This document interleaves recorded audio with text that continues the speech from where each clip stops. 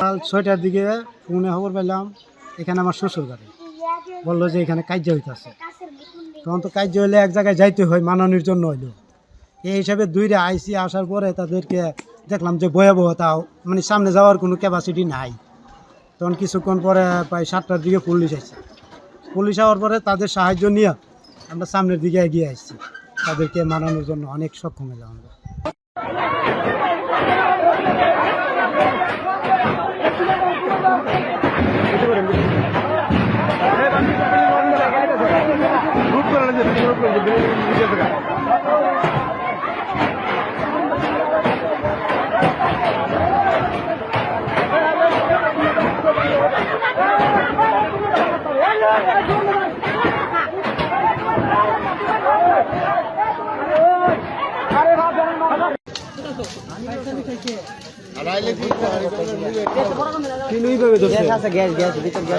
টিনা শেওলা আছে না? হ্যাঁ, টিনা শেওলা আছে না? শুনতে লেগে থাকে।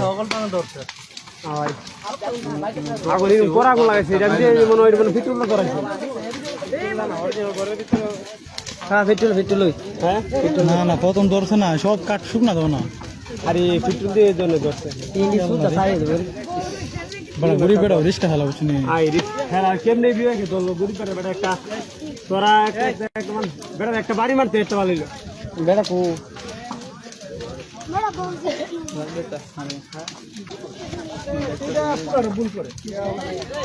চালা হ্যাঁ বেটার করতা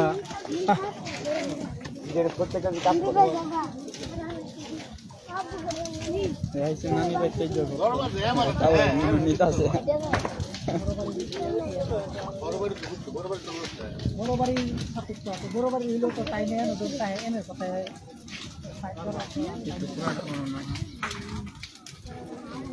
আমরা বাড়িতে হয় না, যদি হয় না তাই আমরা যদি আমার বাড়ি হয় না কাজ করতে এরপর আমি আমার বাড়ির কথা আমি কোন বর্তমানে না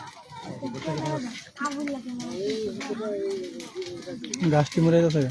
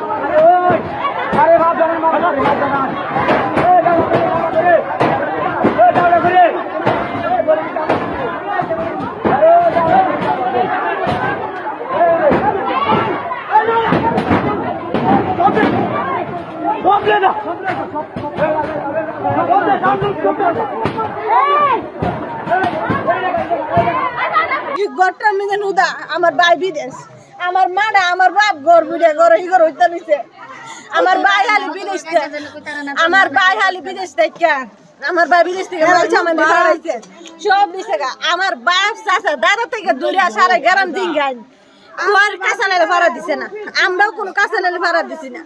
আমরা আসলাম বেড়াইতাম, গেছিলাম আমার নানি ভাই, আইসারা দেখি আমার ভাই বোর কানের জিনিস দিছে গা। আমার বাতি যে একটা বাতি যে গলার জিনা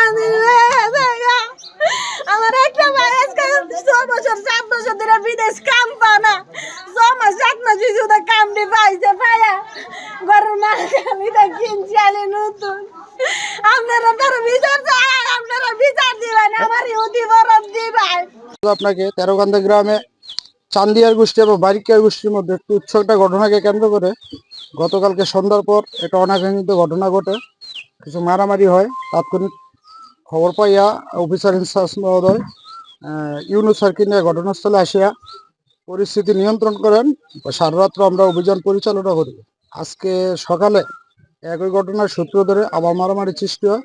তাৎক্ষণিক আমরা অফিসার ফোর্স নিয়ে ঘটনাস্থলে আসি এবং পরিস্থিতি নিয়ন্ত্রণে রাখি। বর্তমানে পরিস্থিতি স্বাভাবিক আছে এবং নিয়ন্ত্রণ আছে, কোনো সমস্যা নেই। আচ্ছা, এই বিষয়ে অফিসার ইনচার্জ মহোদয়ের নেতৃত্বে 4 জন লোক আটক আছে, তাদের বিরুদ্ধে আইনগত ব্যবস্থা গ্রহণ করা হইতেছে। আর মারামারির বিষয় অভিযোগ প্রাপ্তির সাপেক্ষে আইনগত ব্যবস্থা গ্রহণ করা হবে। ক্ষয়ক্ষতির বিষয়টা আমরা এখনো চূড়ান্তভাবে নির্ধারণ করতে পারি নাই। এ বিষয়ে তদন্ত চলতেছে, তদন্তক্রমে আমরা বিস্তারিত বলতে পারবো।